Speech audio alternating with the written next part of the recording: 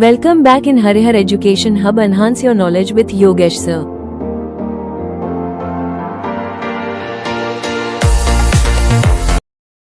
Hello everyone, this is Yogesh Kumar Sharma and welcome back in Harihar Education Hub.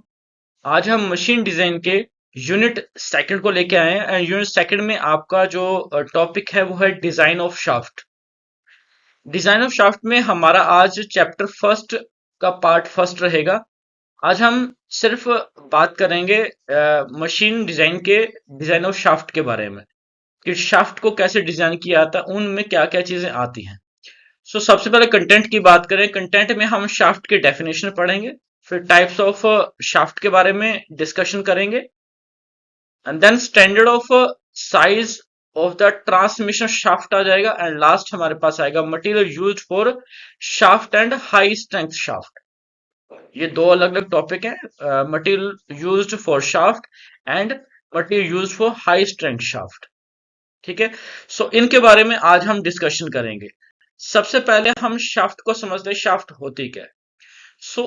Shaft is a rotating machine. ये एक rotating machine element है used to transmit power. किस काम आ रही है? वो power को ट्रांसमिट कर रही है and motion from one part of a machine to another part. एक पार्ट के मोशन को दूसरे पार्ट तक पहुंचाने का काम कौन करता है? शाफ्ट करती है। ठीक है, इट सपोर्ट्स रोटेटिंग पार्ट्स। ये किसको सपोर्ट करता है? Rotating part like gears, pulleys, स्प्रॉकेट्स। इनमें ये यूज होती है। क्या यूज होता है? शाफ्ट यूज होती है। शाफ्ट एक घूर्णन घूमने वाला मशीन एलिमेंट है जिसका उपयोग शक्ति मतलब पावर, टॉर्क को एक स्थान से दूसरे स्थान तक पहुंचाने के लिए किया जाता है। इसको बोलेंगे शाफ्ट। अब कितनी तरह की शाफ्ट हो सकती हैं? Shaft are classified based on function and shape design. पहला है based on function and second one is based on shape और डिजाइन, आकार के आधार पर और कार्य के आधार पर। अगर हम बात करें बेस्ड ऑन फंक्शन, कार्य के आधार पर, कार्य के आधार पर दो तरह के होते हैं इसके। एक होता है ट्रांसमिशन शाफ्ट, दूसरा होता है मशीन शाफ्ट।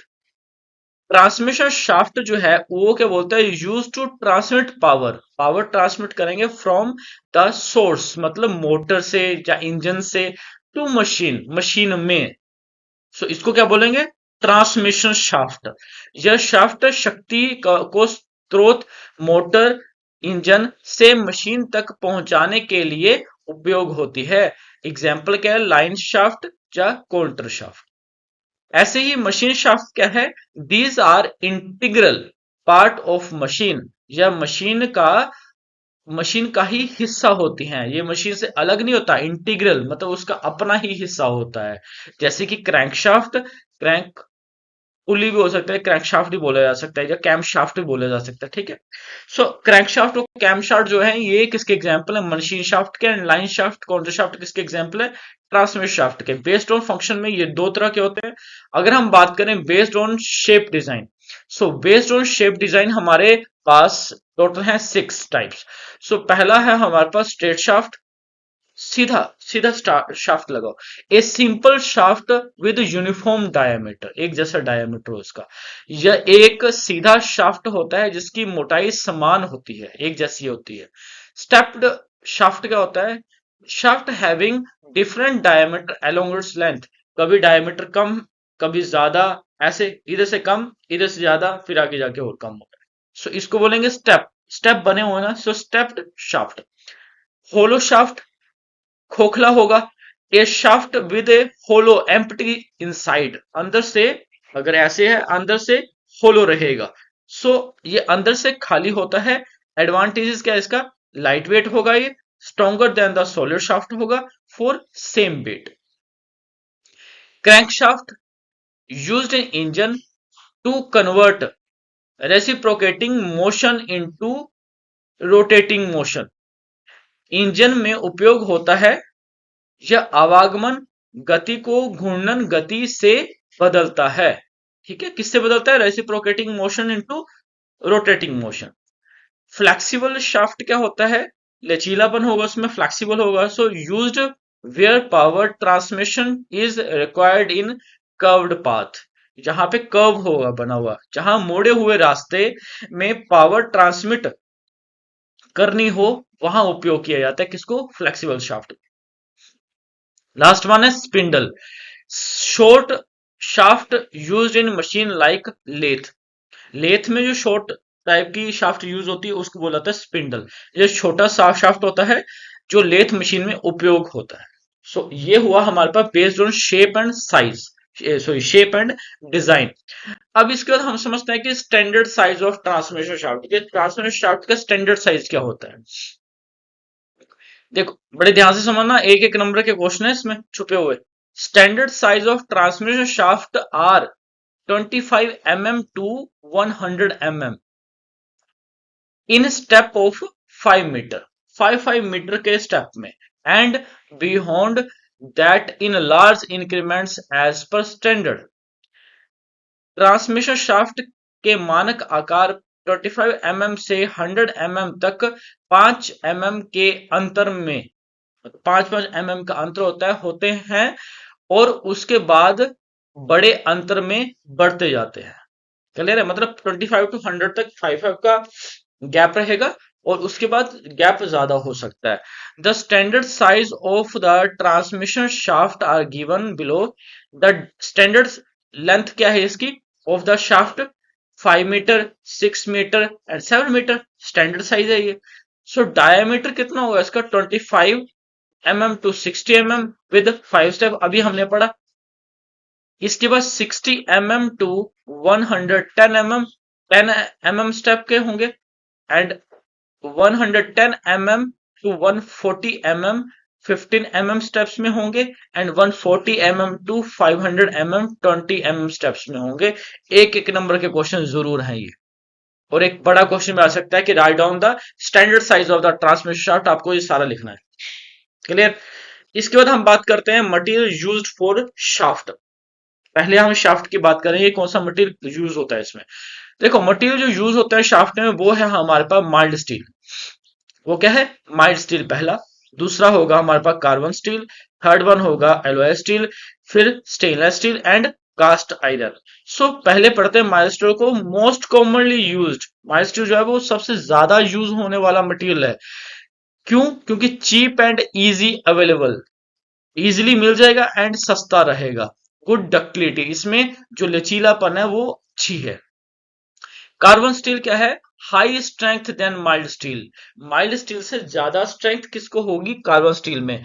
यूज का किया जाएगा मॉडरेट लोड, देखो मध्यम भार जो होता है वो उपयोग किया जाता है जहां पे मॉडरेट लोड लगाया जाए। एलॉय स्टील क्या है हमारे पास? एलॉय स्टील बोलता है कि contain elements like chromium and निकल, जिसमें क्रोमियम और निकल दोनों एड ऑन होंगे, या एक भी हो सकते हैं, दोनों भी हो सकते हैं। हाई स्ट्रेंथ रहेगी इसकी वजह से और टफनेस भी रहेगी हाई। फोर्थ है stainless steel. Stainless steel corrosion resistance होता है इसमें। Used in chemical and food industries. Food industry और केमिकल इंडस्ट्री में कौन सा यूज होता है? स्टेनलेस स्टील यूज होता है। फिफ्थ पॉइंट है हमारे पास cast iron. Cast iron used for low speed shaft, कम गति वाले शाफ्ट में उपयोग होता है ये। गुड डैम्पिंग कैपेसिटी, इसमें अच्छी डैम्पिंग कैपेसिटी होती है, कंपन को कम करता है ये। डैम्पिंग मतलब कंपन जो होता है, वाइब्रेशन होते हैं उसको कम करेगा।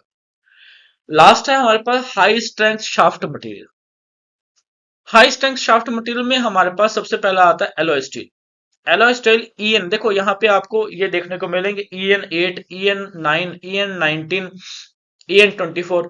सो EN is a grade, EN is a grade and 9 is a grade number, sorry 8 is a grade number. ऐसे ही 9 ग्रेड नंबर है, 19 ग्रेड नंबर है, 24 ग्रेड नंबर है। सो widely used for high strength shaft. कहाँ यूज होता है? High strength shaft, उच्च शक्ति वाले शाफ्ट में उपयोग किया जाता है। निकल क्रोमियम, अगर हो हाई स्ट्रेंथ शाफ्ट की बात करें तो निकल क्रोमियम की बात करें तो वेरी हाई स्ट्रेंथ, इसमें बहुत ज्यादा स्ट्रेंथ रहेगी और टफनेस भी ज्यादा रहेगा। यूज कहाँ किया जाएगा? हैवी ड्यूटी एप्लीकेशन में, जहां पे ज्यादा लोडेड वाला काम करना होता है। Heat treatment steel, hardened and tempered steel, इसमें अधिक मजबूती वाली चीजें चलती हैं। इम्प्रूव्ड स्ट्रेंथ, इसकी वजह से क्या होगा, इम्प्रूव, अगर हीट ट्रीटेड स्टील की यूज करें तो वो यूज होता है इम्प्रूव्ड स्ट्रेंथ में, और वियर रेजिस्टेंस वो घिसाव को भी कम रखेगा और इम्प्रूवमेंट रखेगा, स्ट्रेंथ में ज्यादा इम्प्रूवमेंट रखेगा। लास्ट है हमारे पास case harden steel, hard surface और टफ कोर। इसमें हार्ड सरफेस बना होगा और टफ कोर बना होगा। बाहरी सतह कठोर बनती है, इसमें अंदर से मजबूत होता है। बाहर से कठोर होगा, अंदर से मजबूत होगा। यूज्ड कहाँ होगा, used where wear resistance is needed, जहां पे घिसाव जहां पे ज्यादा हो सकता है उन जगहों पे ये यूज किया जाता है केस हार्डन स्टील, घिसाव वाले स्थानों पर उपयोग होता है। सो हमारे पास जो हमारा फर्स्ट टॉपिक था वो हमारा कंप्लीट हो गया। और सेकंड मतलब फर्स्ट टॉपिक को ऐसे समझें कि फर्स्ट पार्ट, सेकंड यूनिट का फर्स्ट पार्ट जो है वो थ्योरी पोर्शन था, कंप्लीट हो गया। कल हम क्या करेंगे, इनकी डेरिवेशंस पढ़ेंगे। बहुत इंपॉर्टेंट है, 4 डेरिवेशंस है, 4 डेरिवेशन बहुत इंपॉर्टेंट है एग्जाम के पॉइंट ऑफ व्यू से। लॉन्ग टर्म के क्वेश्चंस आते हैं उसमें, ये तो शॉर्ट टर्म के क्वेश्चंस आपने आज पढ़ लिए। इनको नोट्स बना लो, स्क्रीनशॉट खींच लो, अपने पास सेव कर लो, और नेक्स्ट टाइम जो नेक्स्ट वीडियो आएगी उसके लिए वेट करो। तब तक के लिए thank you very much. Thank you for watching. For more videos visit our channel. Please like, share and subscribe our channel.